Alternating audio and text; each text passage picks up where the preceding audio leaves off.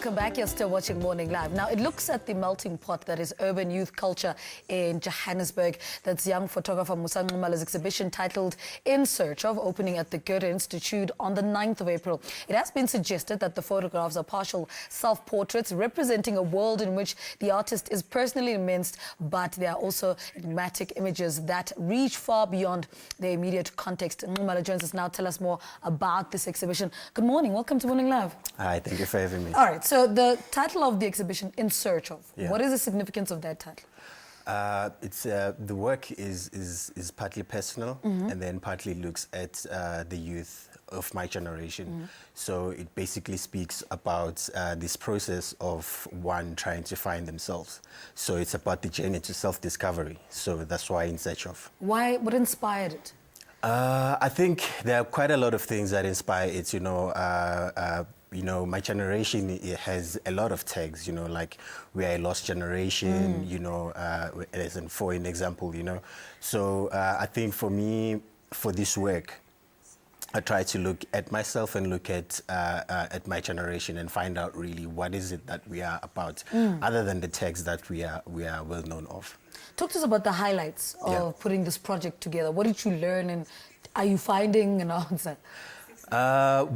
There's certainly been a lot of growth from it. I've done this project for a period of like 4 years, and through talking to the people that I photographed, through also the mentorships that I've went through in putting together this body of work, there's been quite a lot of changes, as for my career as a photographer, and also personally, by listening to people's stories, by considering my own stories and things that I would love to change and stuff like that. So there's definitely been lots of changes. Yeah.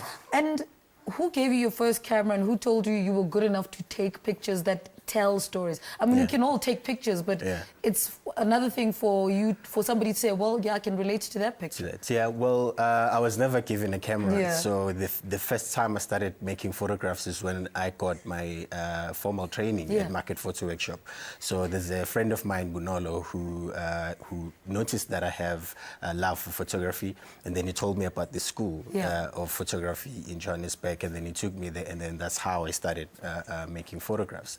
And fortunately enough, the school that I went through is more fixed in storytelling and critical thinking in photography. So that's how I got my skills. Talk to us about the book that's accompanying the exhibition. Yeah, so basically the exhibition is kind of like accompanying the book. Oh, right. So the actual project lives in the book. And the book was nominated last year for the MacBook Award, an international competition, and it is now sitting on the last top 10. It's been shortlisted. It will be exhibited in London, and so I'm up against 10 international photographers, and they will let us know by the end of May who gets the publishing prize. So what makes you think your photography stands out, and what do you think it is about the judges or the people involved in the competition noticed about your work? I think I think the world is still curious about Africa, and I think for what makes me believe got the judges is also the way I tell the stories. The practice of photography has always been about a photographer taking a camera and going outside to look at other people's lives. So there's a twist in what I do, in what I did with this project, whereby I look at my community, I look at myself. So there's that play, which I think makes it more interesting, and also just the subject matter, about today's youth in South Africa. I think people are curious to find out what is it that we are about, and I think my project dwells into that, and that's why I think it has gone this far. I want us to play the pictures a little bit. There's one here that we can see. What is going on here? So I took this, I think, 2009 or 8. So this is a friend of mine, Bongani. So they had this alternative rock band called Organized Distortion. And in this event, in particular, they were having a jamming session at Mamaki's house in the garage, And so also, as my practice, I don't really go and set up and what, so I capture moments as they happen.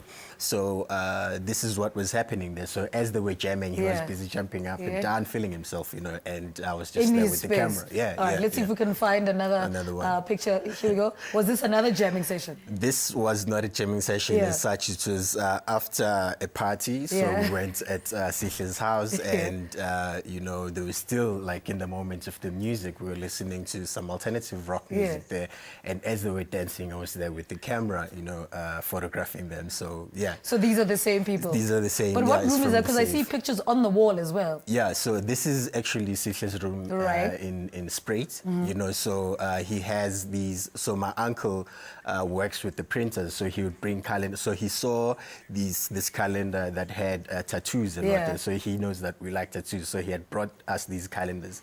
So Sihle took them and then displayed with them in his wall, mimicking an exhibition and such, you know. So that's why they were there, you know. This was another rock concert. I'm sensing a theme here. Yeah. The rock is coming through. Yeah, and also it's just about this, you know, there's lots of issues about black or white hair, you know, and stuff like that, and the politics of hair, you know. Yeah. And so I'm just like, you know, like tapping into those conversations and what. So yeah. Musa, thank you so much for talking to us.